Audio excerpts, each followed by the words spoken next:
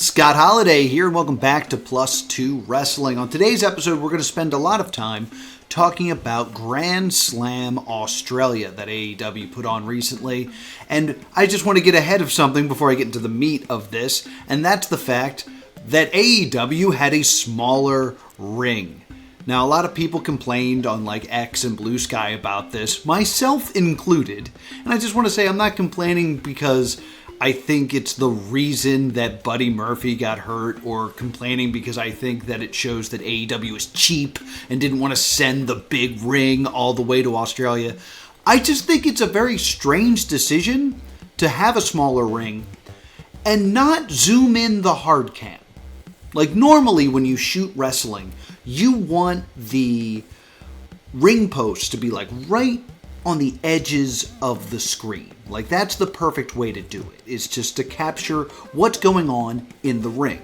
This allows your floating cameras, your roaming cams, to be able to move around and not really get seen. It looks like they were prepared for their standard ring size, and then when the ring got smaller, they didn't bother the zoom. So you just saw all these cameramen on the outside kind of wandering around. And it also seemed like the outside of the ring was bigger. They didn't move the fans closer to the fact that the ring has shrunk, that they got more space there. It just felt spatially weird and very fixable. So that was my critique of the small ring at AEW Grand Slam. So now, let's get into it.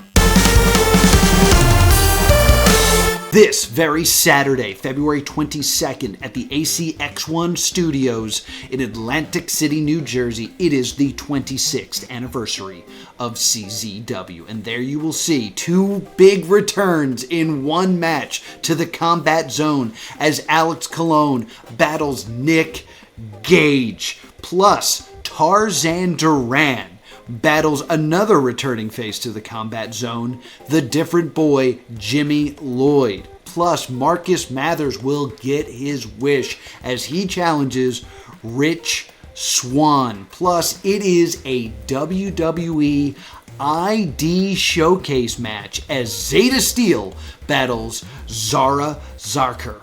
You can see it all on IWTV.live, but I want to see you there live at ACX1 Studios, so please get your tickets now at czwrestling.com.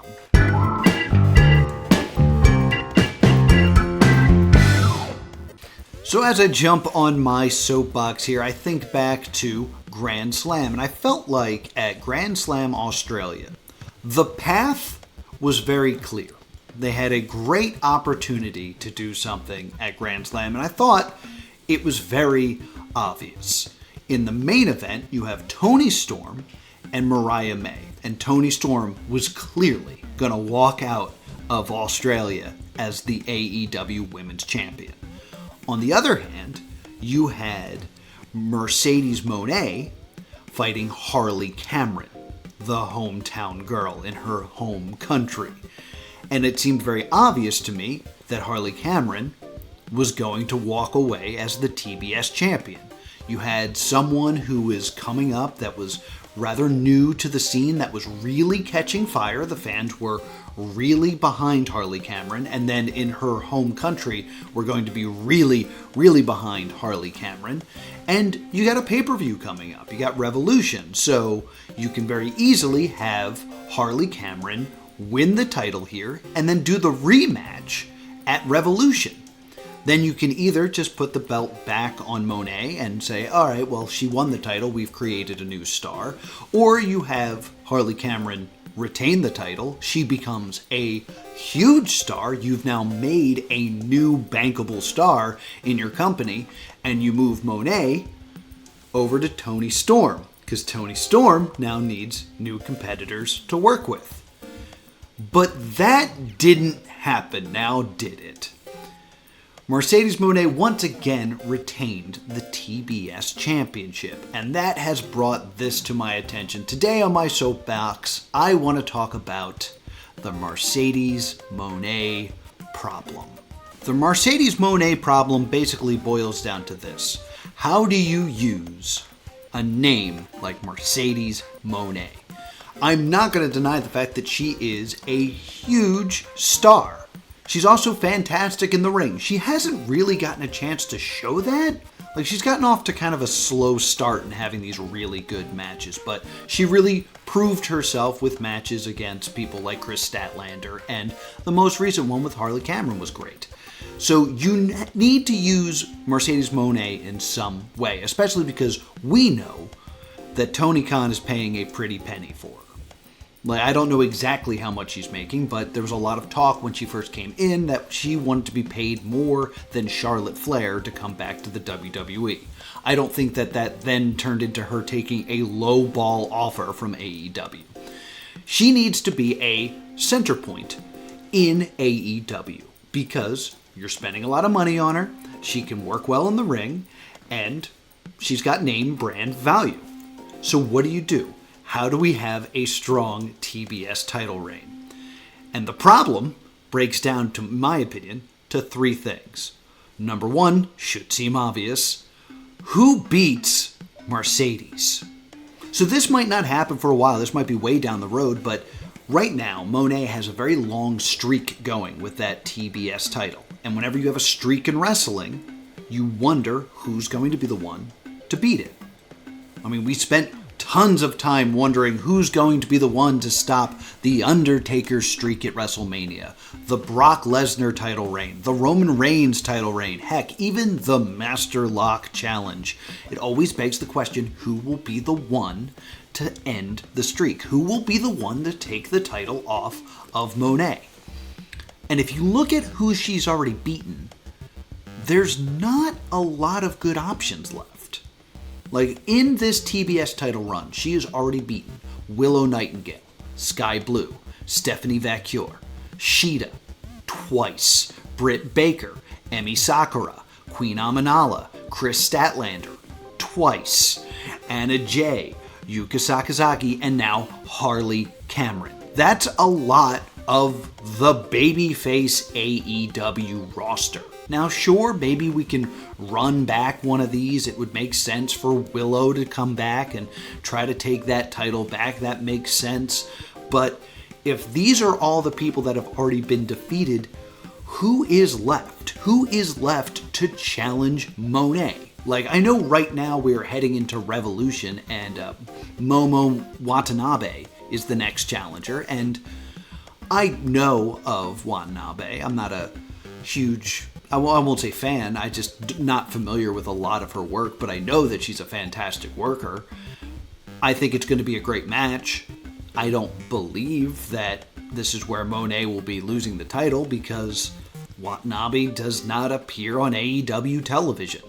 And AEW has a huge problem building up female talent. There are very few talents that are not already in the title scene that are being built up. Like, who is left to challenge Moné at this point? You got Jamie Hayter. I think Jamie Hayter could have a great match with her. But she was doing like a storyline that was with Saraya, and then it kind of changed to being about Penelope Ford and just kind of like bounced around and didn't make a whole lot of sense. And I feel like a lot of her return momentum was lost. But it's still savable. We could definitely still use someone like Jamie Hayter for this role.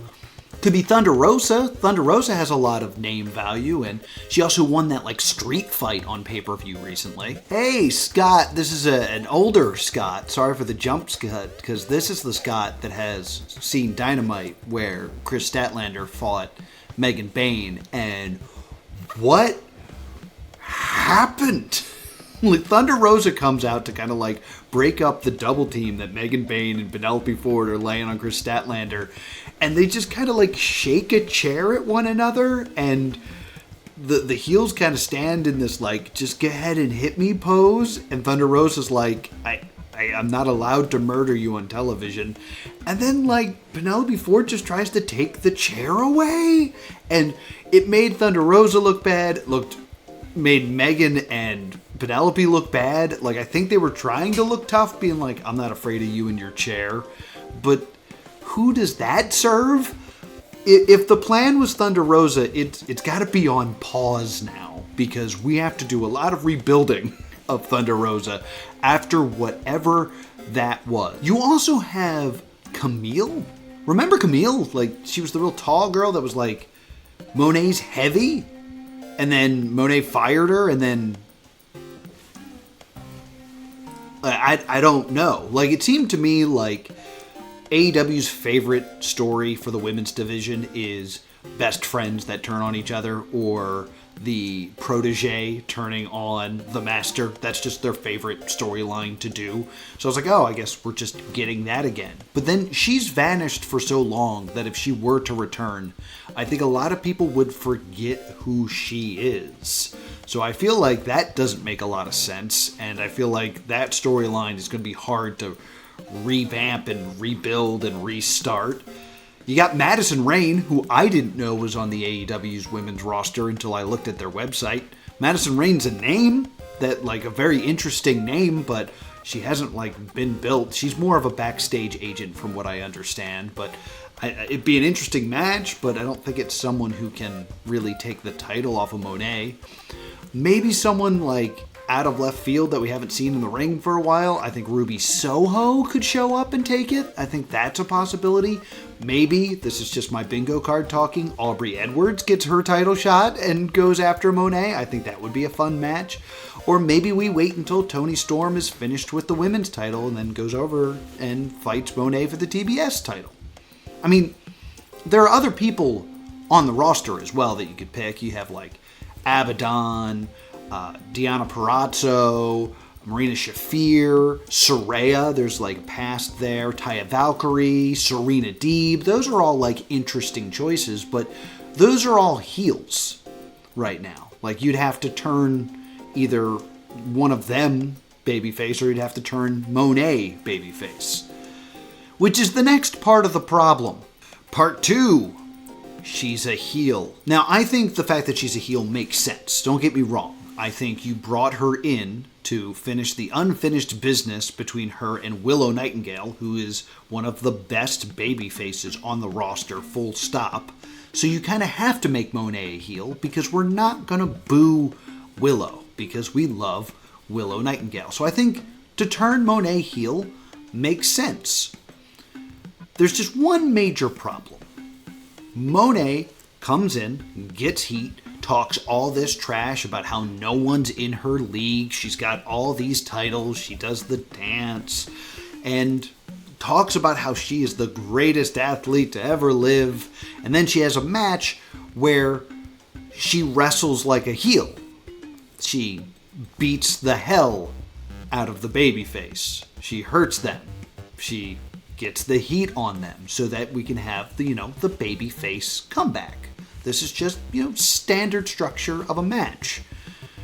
But it's rough when you have a heel talking about how great she is, then going into a match and beating up the babyface getting a comeback, and then eventually losing clean. For a heel, I don't see Moné cheat much. There's maybe some dirty moves like some hair pulls or some choking on the ropes or something that looks particularly brutal and heelish, but I'm not seeing her cheat. Like, I don't think I can remember a time where she was, using the ropes for leverage or, holding a weapon of some sort. Like, maybe there was a hair pull or a release of a hold a little bit late towards that 5 count, but nothing that was straight up cheating, and nothing that was straight up cheating that leads to a win. It's really hard to have a heel who thinks that she's so great and then is. Like, we're just kind of at the point where Moné is a despicable heel who's also the best wrestler and has beaten all my favorite wrestlers. And I feel like there's no one left to defeat her. It looks like she's going to hold that TBS title for a very long time. And that's the next part of the problem.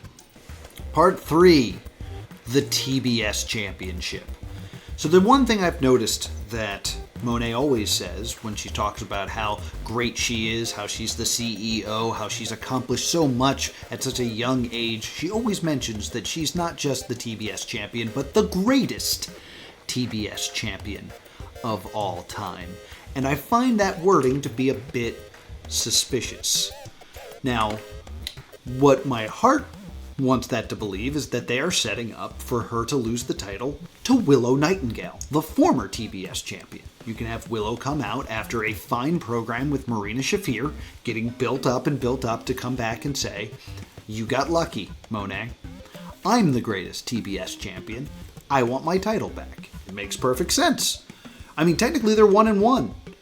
Willow beat Moné in Japan, and then Moné got her win back in AEW. There should be one more match. That seems like a nice ending to this. I don't know how long it's going to be till we get there, but it does seem like a nice ending. But my concern is that that is not the plan. Because if I asked you who was the greatest TBS champion of all time, you probably wouldn't say Willow Nightingale. I mean, if you look at the stats and the title reigns, who is clearly the greatest TBS champion of all time? It's Jade Cargill. And I don't think Jade Cargill got written off WWE television so she could come and take this title off of Moné. But why are they doing this then? Why are they using this language of the greatest TBS champion when the match that would actually prove who is the greatest TBS champion is impossible? Moné can't beat Cargill in the ring. But she can beat her record. Moné has held the title for, by the time you're seeing this, probably somewhere in the 260, 270, 280 range. Jade Cargill held the title for 508 days. I personally think that what AEW is kind of spouting at us as the story of this is we are walking the road so that we can actually say that Moné is the greatest TBS champion. They want to get that title off of Jade Cargill as the greatest and give it to Moné, someone that works for their company. That makes sense. I mean, WWE does stuff like this all the time. Remember when Brock Lesnar was the youngest champion of all time, and then he went to play football, so they put the title in Randy Orton so they could say he was the youngest champion of all time? Something like that. The problem is that means that we have to have Moné continue to beat all of our favorite wrestlers clean in the center of the ring for another 200 some days. And the problem is, if that is the plan, if that's the story you're planning to tell, that's not an ending.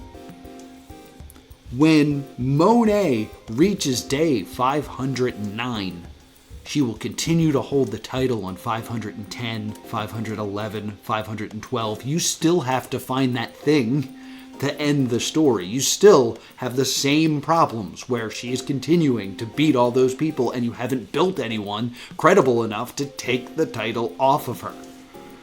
So what do we do?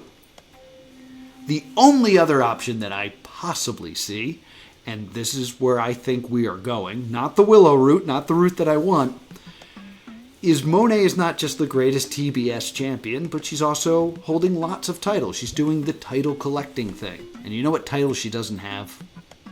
The ROH Women's Championship. Currently held by Athena, who's held that title for over 800 days. Kind of in the same position as Moné. Who is left to defeat Athena for that title? Who's credible enough to defeat Athena? Maybe it's Moné. This is what I think they are planning. I think they are planning a huge clash between Moné and Athena. Long title streak versus long title streak. Two unbeatable forces collide. And then you have the same problem. One of them will lose their title, and the reign will be over, and the question will be answered, who can defeat them? And the other question will remain, wow, they're so great they beat Athena, or they're so great they beat Moné. Now who is left? So my solution at this point, I would like to do Athena versus Moné versus Billy Starks in a triple threat match. Have her be the spoiler. Have it be a situation where it's like, oh, I want to see Athena versus Moné. Who is the best? And Billy Starks snakes her way in and beats them both. Now we have a new star. Now we have an ending to the reigns. We solve both problems with one match. We build a new star, and hey, Athena could be like, oh, Billy Starks can't beat me one-on-one, though. That's because Moné was in the match that I lost. And Moné can say, oh, no, Billy Starks can't beat me one-on-one. It's because Athena was in the match, and nobody is damaged. So that's how I solve the Moné problem. But how would you solve the Moné problem? Maybe you think there isn't a problem. Maybe you're happy with how Moné is being booked, which, good for you. I'm glad to hear that. But I'd love to hear your comments down in the comments below. And while you're down there, you hit subscribe. You can check out these videos that are popping up on screen. Or you can take a look at the top 10 breakout stars of 25 that I'm predicting, or one of the other silly videos I've thrown on screen. But what's most important is that I hope you have a great day.